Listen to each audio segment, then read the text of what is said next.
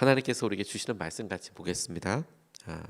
욥기 32장 6절에서 10절까지 말씀입니다.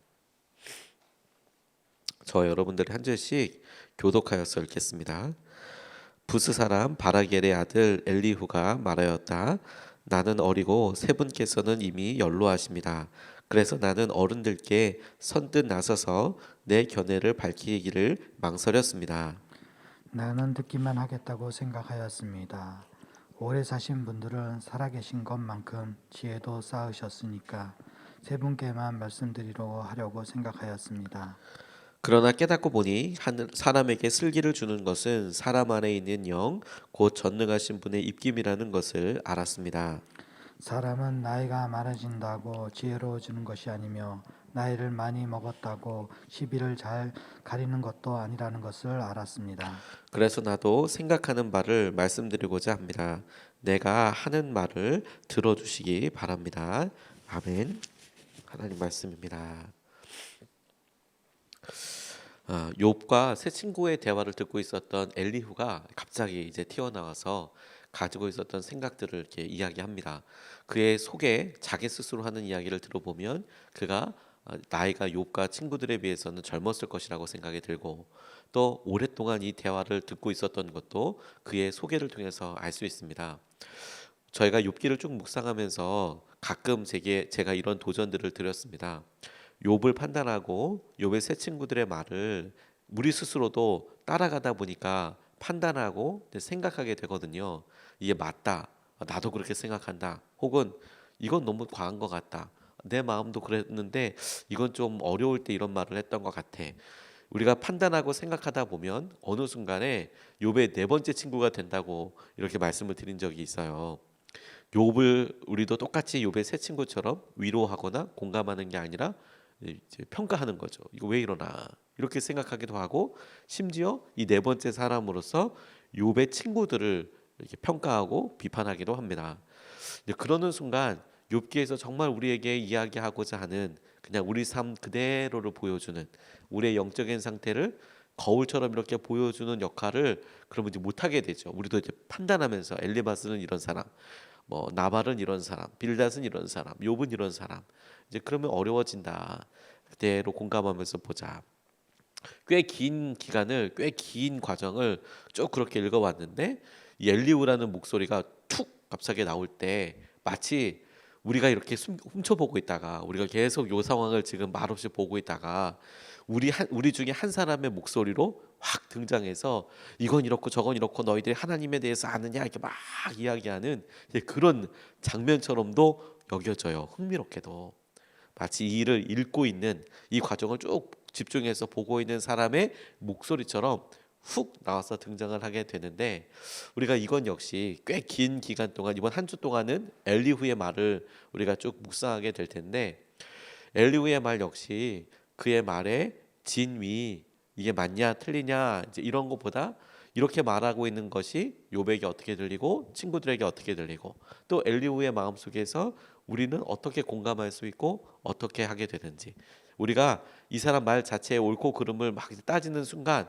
우리도 우리의 고난의 문제, 우리의 마음의 문제를 이성의 문제, 우리가 그냥 결정하면 될 수 있는 문제로 잘못 오해하는 수가 있을 수 있을 것 같아요. 그래서 엘리후의 이야기를 저는 열정이라는 생각으로 그냥 한 단어로 한번 바꿔봤어요. 이번 한 주 동안 미스터 열정이 미스터 고난에게, 욥에게 막 이제 쏟아내는 듯한 그 이야기를 통해서, 우리 안에 또 다른 목소리처럼 힘들고 어려울 때 너 막 그러면 돼라고, 이렇게 마치 욥이 한쪽 가운데 주님을 향한 믿음의 모습, 연약하지만 갖고 있었던 그 모습을 쏟아내듯이, 지금까지 욥과 친구들의 말을 조용히 보고 있었던 우리들의 속마음이 확 드러나듯이, 혹은 하나님께서 하나님을 따르는 한 사람의 증인을 통해서 확 당신의 생각을 이렇게 걸러서 드러내듯이, 그걸 통해서 우리가 마주하게 되는 생각을 좀 보고 싶어요.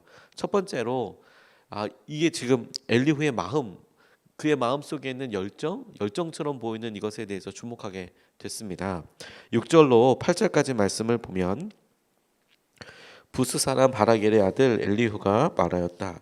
나는 어리고 세 분께서는 이미 연로하십니다. 그래서 나는 어른들께 선뜻 나서서 내 견해를 밝히기를 망설였습니다. 나는 듣기만 하겠다고 생각하였습니다. 오래 사신 분들은 살아오신 것만큼 지혜도 쌓였으니까요. 새 분들께서만 말씀하시도록 하려고 생각하였습니다. 그러나 깨닫고 보니 사람에게 슬기를 주는 것은 사람 안에 있는 영, 곧 전능하신 분의 입김이라는 것을 알았습니다. 그가 오랫동안 듣고 이제 훅 이야기하면서 하는 이야기들에 제가 주목하게 된 것은 뭐냐면 그가 오랜 기간을 들었고 그 오랜 과정과 이야기를 들으면서 한마디도 하지 않았고 더 이상은 참을 수 없다. 더 이상은 참을 수 없다라고 이제 치고 들어온 부분입니다. 우리는 욥기의 구조를 알아서 처음에 하나님과 사단의 대화, 맨 마지막에 욥과 하나님과의 대화, 그 사이에 욥과 엘리바스, 욥과 빌닷, 욥과 소발 이렇게 한 세트, 그리고 똑같이 두 세트, 세 세트 마지막에 이제 소발 대신에 엘리후가 치고 들어오는 것을 우리는 구조적으로 알고 있는데 지금 이것을 대화하는 과정이라고 생각해 보면 그러면 아마 네버 엔딩 스토리처럼 끝나지 않는 이야기처럼 빌단 얘기하고 욥 얘기하고 뭐 또 얘기하고 또 얘기하고 계속 이렇게 이어지게 될 거예요. 근데 그 사이에 지금 더 이상 못 참겠다. 더 이상 못 참겠어요. 나도 한마디 하죠.라고 그가 이야기하고 있어요. 그 모습이 오랫동안 내가 할 말이 있지만 참고 있었다. 마치 어떻게 보면 이게 만약에 자기에게 하는 막 소리라고 들면 일종의 분노일 수도 있고 잠깐 억울함일 수도 있고 혹은 나 이런 말 해야겠어 오는 그런 느낌일 수도 있지만 일단 자기 이야기는 아니지 않습니까? 욥의 이야기, 욥과 친구의 이야기 어떻게 보면 자기랑은 전혀 상관없는 말인데 내가 할 말을 도저히 감당을 못하겠다. 나 이 말은 꼭 해야겠다. 이게 무슨 오지랖이냐 이제 이렇게 질문할 게 아니라 그의 마음속에 앞으로 이어져가는 그의 말을 통해서 우리가 살펴보게 되겠지만 하나님에 대한 이야기, 하나님이 이를 어떻게 생각하실 거라고 생각하느냐 이제 거기에 기반으로 한 많은 질문들을 봤을 때 그에게 마음 이렇게 마치 예레미야에서 내가 말을 안 하려고 하면 내 마음속에 막 정말 막 부글부글 끓는 게 있어가지고 막 다 타들어가는 것 같아요. 라는 마음의 뜨거운 것이 열정이라고 딱 이야기하기에는 애매하지만 그럼에도 열정과 참 많이 닮아 있는 그냥 뜨거운 것이 그 안에 있어서 지금 말을 하도록 하는 것에 주목하게 됐어요. 욥에게 엘리후가 어떤 관계의 사람인지는 잘 모르겠습니다. 주석에도 나와 있지는 않아요. 이 엘리후의 정체가 명확하지 않습니다. 그래서 욥의 고난을 보고 욥의 세 친구가 위로 때문에 왔다고 말씀드렸잖아요. 친구니까 말할 수 있잖아요. 그런데 엘리후가 지나가는 사람도 아니고 말을 들어봤을 때는 오래 들었다고 이야기를 하는데 욥에게 이런 말을 할 만한 관계에 있는 사람이었을까? 이런 질문을 처음에 하다가 욥을 위로하고 했던 친구들과 조금 더 다르게 자신의 말을 생각하고 있었던 이 사람을 통해서 이게 욥에게는 어떤 느낌이었을까 하는 생각을 하게 됐어요. 욥에게 엘리후에 대해서 계속 생각해 보다가 정작 자기 친구들과 이야기하고 있는데 엘리후가 푹 이렇게 이야기하는 것을 놓고 욥은 이걸 뭐 어떻게 생각해야 될까? 그럼에도 불구하고 욥에게 경험과 전통의 차원이 아닌 심지어 관계라는 친구라는 관계의 차원이 아닌 하나님의 감동대로 말하는 사람의 목소리가 필요했기 때문에 등장한 것이다라고 그냥 그렇게 받아들였어요. 왜냐하면 이 욥에 대해서 어떤 평가, 욥에 나오는 엘리후에 대해서 욥도 대답을 하지 않고 어떤 평가를 하고 있지 않아요. 쭉 이어가면서 그 앞뒤를 보면 엘리후의 말에 대해서 욥이 대꾸하지 않습니다. 그런데 굉장히 긴 부분을 할애해서 욥기가 엘리후에 대해서 이야기를 하고 있어요. 그래서 지나가는 말로 그냥 쭉 이야기하고 넘어갈 거면 뭐 짧게 처리해도 될 텐데 굉장히 긴 대화로 욥의 이야기가 길었던 것처럼 엘리후의 이야기가 길었던 것을 통해서 이게 욥의 이야기 가운데 우리가 꼭 보고 살펴봐야 할 중요한 메시지가 있겠구나. 그렇게 생각해 보다 보니까 욥에게 그리고 욥의 세 친구들에게 이렇게 생각하는 사람도 있어라고 이야기할 필요가 있었겠구나. 그래서 여기다 들려주시는 것이겠구나. 우리에게도 마찬가지겠구나. 우리가 우리의 모습을 알고 우리의 상황을 그래도 친구의 모습으로 이야기하는, 그래서 섭섭하기도 하고 어렵기도 한 사람들의 말도 들어야 하지만, 이렇게 제3자의, 그리고 전혀 어떤 뭐 문화적이거나 경험적이거나 이런 차원이 아닌 우리에게 제3자의 목소리로 충고 혹은 우리에게 보이는 모습, 이런 것들을 이야기해 주는 것에 대해서 귀담을 필요가 있겠구나, 그렇게 하는 것이 필요할 수도 있겠구나 라고 뭐 표현해 주신 통로라는 생각을 하게 됐어요. 그리고 그의 마음에 있는 열정, 그 뜨거운 것에 대해서 이렇게 바라보게 됐습니다. 그게 어떻게 들리는지. 저는 제가 뭐 나이가 많다고 생각하지는 않습니다. 근데 요즘 차츰 느끼는 게, 청년 사역을 오래 하고 막 그래서 보다 더 좀 뭐 해볼까? 이따 시도해볼까? 뭐 이런 생각에서 시간이 조금씩 지나면서, 그런데 경험이 많으신 분들의 이야기를 듣는 게 또 너무 좋다, 안전하다 이런 생각을 참 많이 해요. 사이에 이렇게 있습니다. 이야기를 해보고 뭘 하자 해보자 그럴 때 청년들과 함께하는 거 너무 좋은데, 그런데 또 이야기를 실제 하다 보면 경험이 많으신 분들이 이건 이래요. 그런 면이 있군요. 그렇게도 생각해야겠네요. 그러면 좀 더 안정적이겠네요. 그런 거 참 귀 기울여요. 그래서 엘리후가 막 훅 이야기하는 걸 들으면서 예전 같았으면 어땠을까? 예전 같았으면 속이 시원하다 이렇게 생각했을까 싶어요. 근데 요즘 딱 보고 나니까 요백에 있어서는 좀 되게 당황스러울 수도 있었겠다. 이렇게 갑자기 훅 들어오는 말이 당황스러울 수도 있었겠다. 그럼에도 불구하고 이것이 어떤 의미일까라고 생각해 보게 될 때, 내게 잊혀져 버린 열정?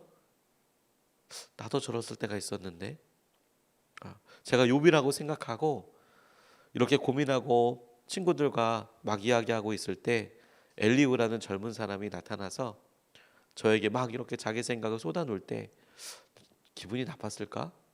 나쁠까? 아니면 이게 어떤 의미일까? 가만히 생각해 보다가, 내게 있어서 이런 젊었을 때 더 젊은 사람, 어떤 순수한 사람, 열정을 가진 사람, 이런 목소리가 나에게 있어서 중요하게 결정을 내리고 삶의 모습을 이렇게 보는데 중요한 시선이 될 수 있겠다는 생각이 들었어요. 왜냐하면 그런 열정적인 모습은 중요하거든요. 성령의 열매라고 할 수는 없지만, 우리가 열정적으로 어떤 일을 할 때, 열정적으로 누구를 사랑하고 열정적으로 우리가 했던 일들을 하나하나 따라갈 때, 그때 또 누리는 은혜가 있잖아요. 그런 것들이 우리에게 생각나게 되겠구나. 요백에도 분명히 그랬구나. 어느 순간에 나는 죄인 아니야, 네가 죄인이야, 네가 이런 일이 있잖아, 이렇게 얘기하던 것에서, 탁상 공론과도 같이 이렇게 진행되는 것에서 하나님의 마음은 이런 거 아니겠어요? 정작 그가 하나님도 아니고 하나님에 대해서 누구보다 잘한다고 할 수 없어도 하나님의 마음은 이런 거 아니겠어요? 라고 하는 사람을 통해서, 그래, 저런 것들도 내게 중요한, 내 첫 마음이 저랬는데, 나도 이렇게 열정적일 때가 있었는데, 그걸 떠올리게 하는, 하나님께서 직접 물으시는 것과는 완전히 다른 그런 생각이 이어지겠다고 싶었어요. 퀴블러 로스라는 사람이 쓴 인생 수업에 보면 어느 백혈병 진단을 받은 남자 이야기가 나와요. 그를 사랑하는 여인의 이야기도 나옵니다. 운명적인, 벼락처럼 운명적인 사랑을 하게 됐어요. 그런데 그 운명적인 사랑을 하다가 사랑의 결실인지는 몰라도 이 얼마 못 산다는 남자가 이제 이식 수술을 받게 되고, 백혈병 진단을 했다가 골수 이식을 받게 되고 결혼을 했는데 살아남게 돼요. 그런데 그렇게 열정적인 사랑을 하다가 이 여자분이 살게 됐잖아요. 그러면 좋을 거라고 생각을 했는데 종신형을 받은 것 같은 느낌이 들더래요. 왜냐하면 열정적으로 힘들고 어려운 것에, 영웅적으로 사랑하고 이런 것에 막, 그래 우리가 이 시기 한번 넘어가서 해보자 이렇게 했는데, 막상 이제 병에서 나은 그 사람이 여전히 연약하고 여전히 이렇게 하면서 이 사람이랑 50년 살 생각을 하니까 이게 또 다른 문제가 되는 거죠. 고난을 바라보고 어떤 어려움을 열정적으로 넘어서는 것과 평생 그런 열정을 가지고 50년을 사는 것은 전혀 다른 종류의 용기가 필요한, 뭐 그런 묘사들을 이 인생 수업이라는 것에서 이렇게 보여줘요. 우리에게 어느 순간에 어떤 일에 대해서 열정을 막 가지고 살아가다가 어느 순간에 지혜처럼 그래 이거 오래 가는 거잖아. 오래 가는 거잖아. 그런 생각을 이렇게 마련하게 되죠. 그러면서도 여러분 우리 안에 이런 동경 같은 게 있어요. 그리고 그건 꽤 우리에게 큰 힘이 됩니다. 그래 우리가 한번 힘을 내봐야지. 그래 우리 앞에 보여준 일들에 대해서 새로 한번 힘을 내봐야지. 열정을 한번 내봐야지. 새롭게 뜨겁게 한번 시작해봐야지. 이건 되게 중요한 도전이고 하나님께서 우리에게 보여주시는 것이라고 생각하게 됐어요. 그러고 보니까 두 번째 그가 굉장히 일방적으로 이야기하거든요. 욥에게 뭘 물어보는 게 아니라 나 지금까지 충분히 들었으니까 이런 거 같아요 라고 막 이제 쏟아내기 시작하는데 그게 제가 욥이고 저에게 엘리후가 그렇게 이야기한다고 생각해 보니까 참 일방적이다라는 생각이 들었어요. 제 느낌도 있을 텐데 욥의 마음도 있을 텐데 9절 10절 말씀을 보니까 이렇게 이야기하고 있네요. 사람은 나이가 많아진다고 지혜로워지는 것이 아니며 나이를 많이 먹는다고 시비를 더 잘 가리는 것도 아니라는 것을 알았습니다.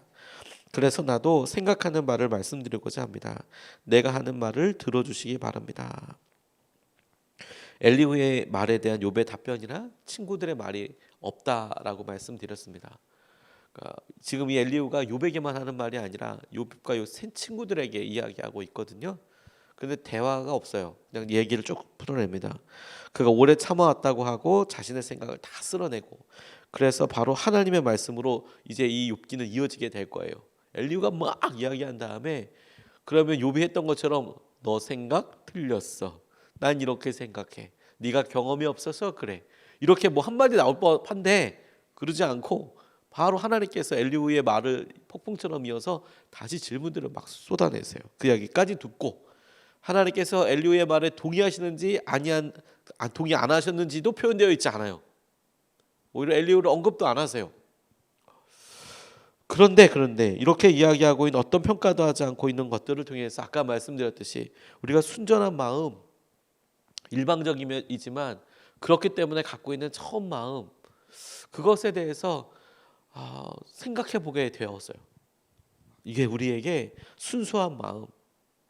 오히려 욥기를 보고 내가 욥이라고 생각하고 나에게 이런 열정적인 말로 막 해오는 사람이 제가 욥이었다면 조금 어렵다, 마음이 어렵다 이런 생각이 처음엔 살짝 들었다가 욥기를 바라보고 욥을 향해서 얘기하는 엘리후를 보면서 그래 엘리후의 마음, 엘리후의 말 그 말도 뭐 틀리다 맞다라고 이야기할 수 없고 욥의 말도 그렇게 이야기할 수 없듯이 엘리후가 이렇게 말해주는 것을 통해서 나도 오늘 이렇게 열정적이고 처음 이런 상황들을 마주하고 처음 가졌던 순수한 마음대로 내 안에 그런 생각과 마음을 가져봐야겠다.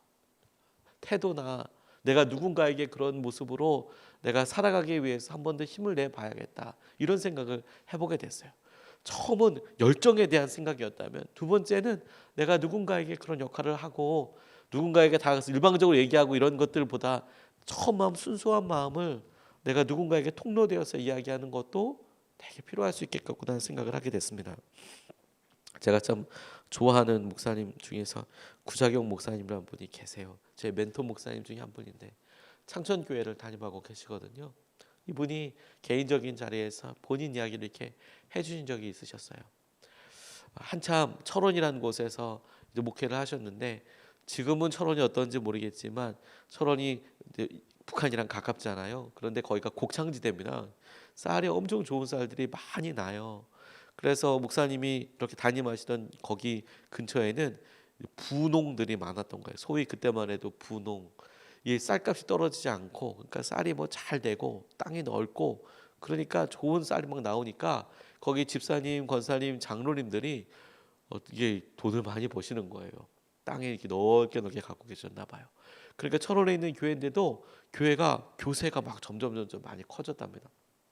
본인이 젊었을 나이. 그래서 당시에 그분들이 그렇게 막 이렇게 성도님들이 막 점점 다 이렇게 막 부자 돈을 다 잘 버시니까 그리고 거기는 뭐 농사 짓는 분이시니까 이렇게 뭐 오고 가는 게 많지 않잖아요. 그러니까 거기 한 곳에 머물러서 오래된 성도들이 그런데 젊은 성도들이 대를 이어서 땅을 농사를 하니까. 그러니까 교회가 막 그냥 시골에 있는데 무시 못할 교회가 되는 거예요. 뭐 재정적으로도 막 서고 이게 뭐 11조나 이런 것들 1년에 한 번씩 하면 이게 막 엄청나게 막 이제 나와서 차도 막 좋은 걸로 바꿔주시고 막 그랬나 봐요. 근데 이분이 어느 날 친구들과 만나고 목사님들 모임 가보고 그러면 본인이 차가 제일 좋고 내가 이거 뭐 다 사람들에게서 부끄러운 거 없고 막 그러는데 한 가지 생각을 하셨대요. 아, 나 이렇게 있다간 죽겠구나. 내가 여기 있다가는 망하겠구나.